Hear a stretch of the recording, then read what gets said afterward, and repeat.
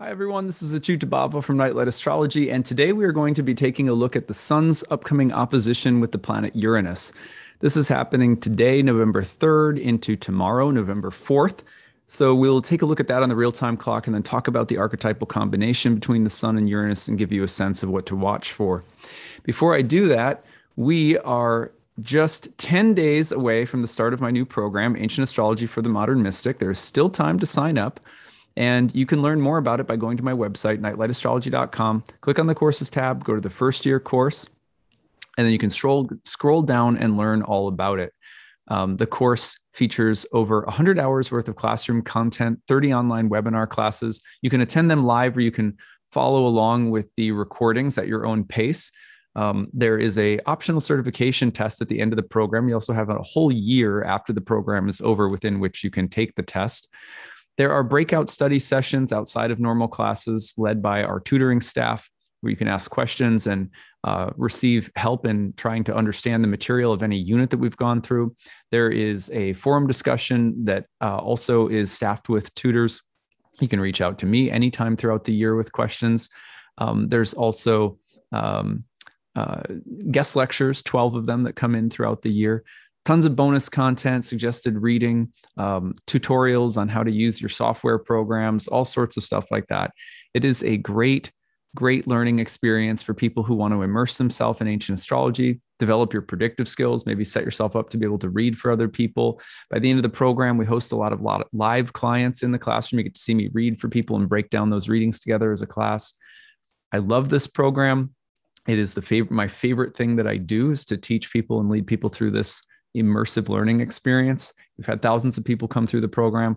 Friday of this week, I'll be hosting a panel discussion with a bunch of alumni. I think there's 7 or 8 of them who are going to come on and talk about their recent experiences having graduated the program this fall. So you have a little over a week left. Next week is the last week that you can take advantage of the early bird payment. So be sure that you sign up for that, receive $500 discount off the total tuition. Otherwise, there's a payment plan if you need it. And there's also need-based tuition in case you need some help with the program. We try to make sure no one's ever priced out. So if your budget doesn't allow for you to afford the normal tuition for whatever reason, check out the need-based tuition, see if you might qualify for it. All right. Well, thank you guys for letting me do some promo for my program. We are now going to take a look at the real-time clock and let's get into Sun opposite Uranus. So here you can see on the real-time clock that we are on November 3rd, Wednesday, and the sun is at about 11 degrees of Scorpio, moving into an opposition with Uranus, who's at about 1250 of Taurus. So if I go forward one day from now, you'll see that tomorrow's new moon is going to oppose Uranus. So we will be talking about the new moon opposition to Uranus tomorrow because it's sort of its own signature. What I wanted to do today to warm us up for this is to talk about what it means when the sun opposes Uranus in general. That way we've sort of laid the groundwork for understanding what this new moon will mean when it opposes Uranus tomorrow, November 4th. So how long will this last? You're going to see the sun cross over the opposition to Uranus by Friday, November 5th. But even beyond that, you could stretch this out into about a 3-degree range. So by Sunday, you should start to feel the engagement range of the sun's separating and it's kind of dying down. But don't forget that throughout this month, we're going to see Mercury, we're going to see Mars both oppose Uranus. And then in December, we're going to be seeing Saturn and Uranus come back into their last exact square with one another. So it's definitely that Saturn-Uranus vibe is kind of in the air again. We're going to see Mars and Mercury hitting the square to Saturn. Sun already passed through it. I talked a little bit about Mars and Saturn yesterday. So go back and watch that if you haven't yet. But today I really want to focus on the Uranian dynamic between the Sun and Uranus, which is coming through today and tomorrow for the new moon. All right. So let me pull up my notes here. Oh, here they are. Okay. And I'm sorry, if I still sound like a frog. I'm starting to feel a little bit better today, thankfully. So hopefully I'm on the mend. But at any rate, here we go. I can't get my notes to pull up. Okay, there we are. All right. So I think it's really important to start off with an understanding of what the sun represents and then talk a little bit about what Uranus represents, and then talk about what it means in particular when the two get into an opposition with one another.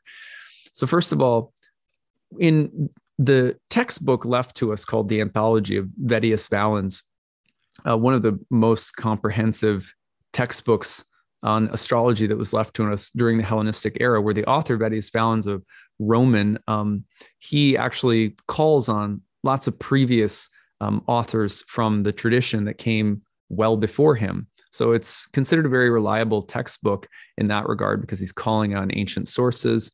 And it's a very long book where he talks about a lot of different things, gives you a lot of insight into how people were practicing astrology thousands of years ago. One of the ways that he describes the sun is as the organ of the soul's perception.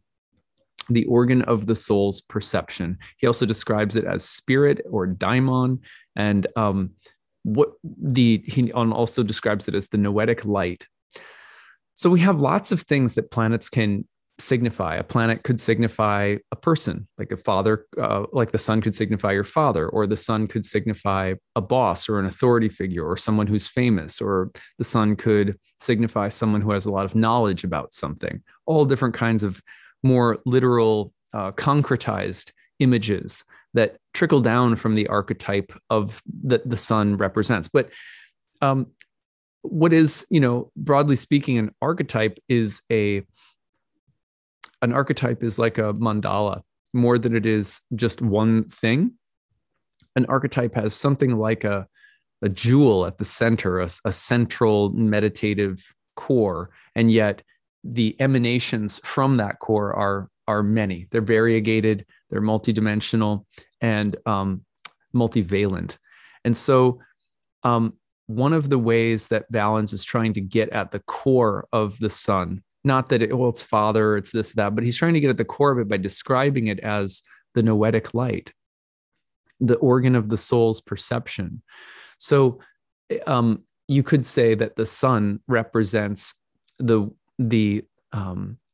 mediating faculty between the soul and its experiences in an embodied reality. That's why sometimes in psychological astrology and in modern psychological astrology, you'll hear people refer to the sun as the ego or the I. It's a little misleading because the sun really isn't your sense of self. It has more to do with the higher intelligence, or like almost like the Buddhi, if you know yoga philosophy.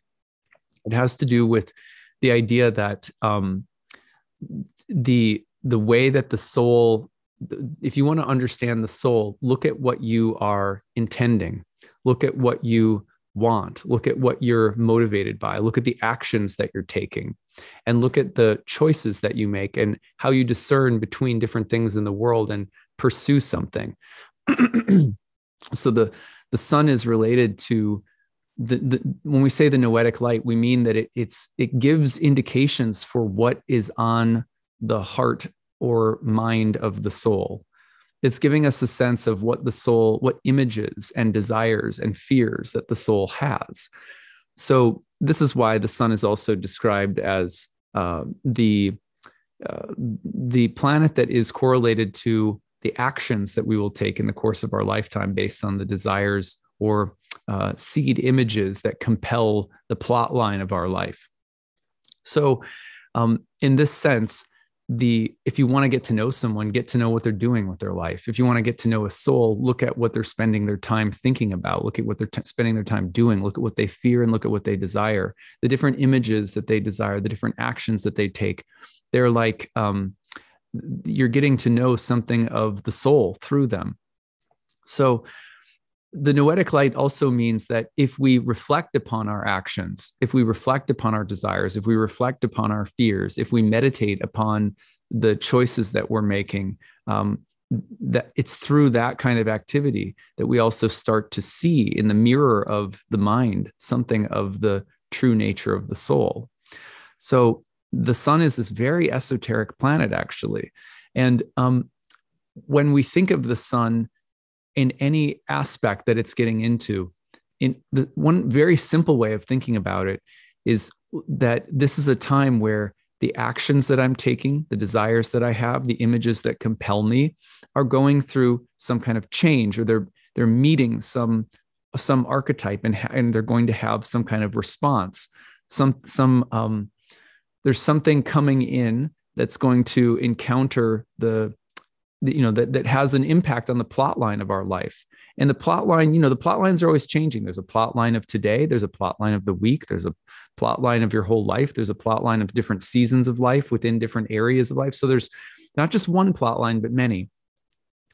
And when the sun encounters another planet, let's say Uranus, then what's happening is the plot line is receiving the input, the sense of what I desire, what I want to do, what I don't want to do, the actions in the world that give me some sense of who I am as a spiritual being. If I reflect upon them, they're going to encounter some kind of external input. Another God, another archetypal field is coming in and essentially saying, how about this? How does this affect what you want or don't want? How does this affect what you're doing? How does this affect your sense of who you are as a spiritual being, if you're reflecting upon life, or if you're reflecting upon the course of life and your actions? For a lot of people who don't reflect on things, these are just going to be things that come in and feel like they either support our desires, or they amplify our fears, or they thwart us. They help us or thwart us. That's how we feel when things aspect the sun. For example, when people have Uranus transits to the sun or Pluto transits to the sun in their birth chart, what happens? They'll have to face things that challenge their sense of life purpose and direction. They'll have to face things that challenge their core sense of identity, insofar as identity is related to what you want to do with your life, not your innate sense of character and personality. That's where sun sign astrology really goes wrong, in the sense of telling people who you are is your sun sign. No, not unless you think of who you are in terms of what you're doing. And most people don't. Most people, in terms of their psychology, their character, their personality, their behavior patterns, you're going to look at the ascendant for that, or the ruling planet of the ascendant, or planets in the first house, sometimes Mercury and the moon. But when it comes to the soul's path and what it's choosing and desiring, and the images that are compelling its actions in the world, and how those are changing based on what gods and archetypal fields it faces at different times in life, that's the sun.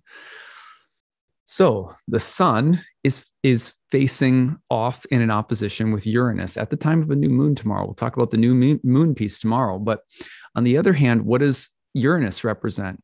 Well, Uranus is like Becca Tarnas came and gave a talk for my students over the weekend. It was a fantastic talk on the nature of archetypes. You can watch the replay, by the way, on my website, nightlightastrology.com. Go to the events page. She mentioned it. Her father, Richard Tarnas, wrote a book on this, actually, which is, she mentioned Uranus as the Promethean impulse. And that's a really good mythic archetypal match for Uranus. The Uranian impulse is very similar to the solar impulse in a sense. Uranus also compels action, but it's specific types of action with Uranus. It's a bit like the solar light, insofar as it's very, Uranus is very sparky and electrical, and tends to stir up with great enthusiasm a new desire or a new impulse that the soul, it's almost like the soul being like, there's something new that I need to do or become. There's something new that I fear and am moving away from. There's something new that I reject and need to distance myself from. There's some new version of myself that I need to become at all costs. I need to free myself from something. So Uranus has a very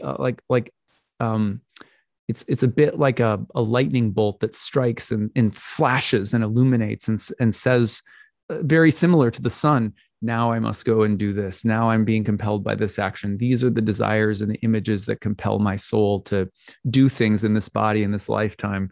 This is the plot line and so forth. Uranus is like a lightning bolt that flashes really suddenly and says, now this. And it's usually future oriented. It usually has a sense of progress, emancipation, the need for greater freedom. It gives us a sudden, quick flash that creates kind of a stirring up and revolution of activity. Uranus comes in and often says, I want to be free from things that feel habitual, outdated, stuck, inert.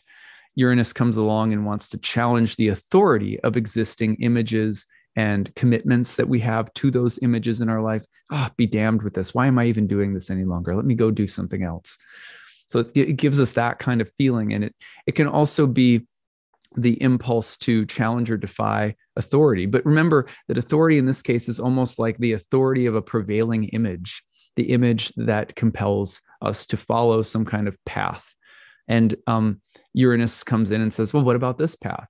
Or it says, this doesn't really feel like me any longer. Or there's something I am not doing that I realize suddenly I need to do. So the thing you always have to be careful of with Uranus is that, it comes in quickly and can be a bit like Neptune's downside, where there can be almost, when Neptune hits the sun, we can be filled with great delusions of grandeur, like people get Christ complexes with the sun receiving an opposition from Neptune. When Uranus receives an opposition from Neptune, the desire to do heroic, bold, revolutionary things that we think will, it can be very utopian, very idealistic, very, this will set me free forever. And it never does. It might propel the plot line forward in interesting ways. It may serve in the process of spiritual growth and the unfolding of our destiny. There's many great Uranian moments, but the enthusiasm never lasts.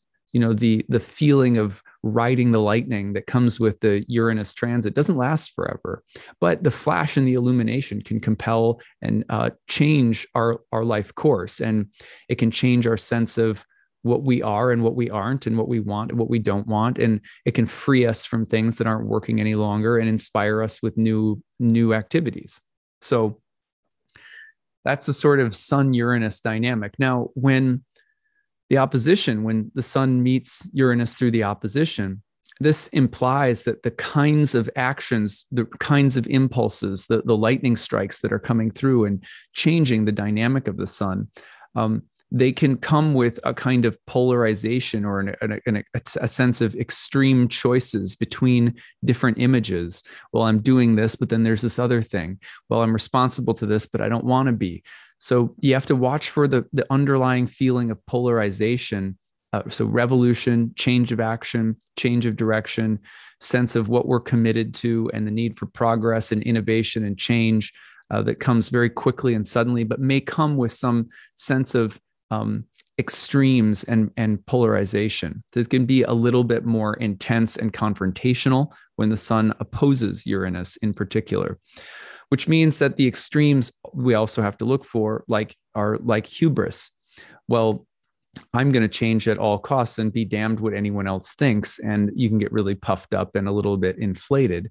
And also this tends to come the opposition with challenges to authority. Now, the authority could be our own. It's like, well, I'm committed to this thing and it's a duty, it's a discipline, it's something that I have to do, even though I don't always like it. Sun opposition to Uranus, you might be battling within yourself about whether or not you want to keep following through with something that you've committed to. Or it could be external. You might get into, at least even in your head, you could get into conflict with bosses or authority figures in the workplace. Within your marriage, you could feel like, or a relationship, you could feel like, I want to be more free. I want more experimentation. Your partner's like, I'm fine the way things are. Why are you so restless? You might feel those kinds of tensions. The impulse toward individuation, the need to become free, the need to take the next big step in our personal unfolding. And we may externalize that through some kind of extreme choice or the feeling of confrontation with some force or person that's in front of us that we have to overcome before we can individuate. Very sun opposite Uranus. The sudden change of circumstance that can come in very unexpectedly and liberate us, or that can just twist the plot in a way that's unexpected and somewhat extreme. There can be surprises that happen that are like, whoa, well, that really just flipped the script. Electric moments of clarity. Oh my gosh, suddenly I see something very clearly and it's very liberating. Unexpected moments that twist or turn the plot, generally speaking, with potential for conflict, challenge, revolution, rebelliousness. That's what we're looking at. Now, these are the underlying forces that are defining the moon cycle ahead. And so tomorrow, what we're going to do is talk about that and how that's going to shape the moon cycle ahead, especially given the moon's placement in the sign of Scorpio. So that is what I've got for today. If you have stories to share this week, please do use the hashtag grabbed and then share your story. How are you seeing the sun opposite Uranus showing up? How are you seeing this new moon tomorrow opposite Uranus showing up? Any of the story, if you had a story about Mercury square Pluto that came through yesterday. Please feel free to share it. So I'd love to hear from you guys. We're going to be sharing more stories probably next week. This week, we're going to be exploring this new moon. I've got a panel of alumni coming in to talk about astrology and becoming a professional astrologer and their experience with my program on Friday. So remember, you have just 10 more days left before my new program starts. If you want to sign up, visit the website, nightlightastrology.com. All right, that's what I've got for today. I hope you guys are doing well, and we'll see you again tomorrow. Bye, everyone.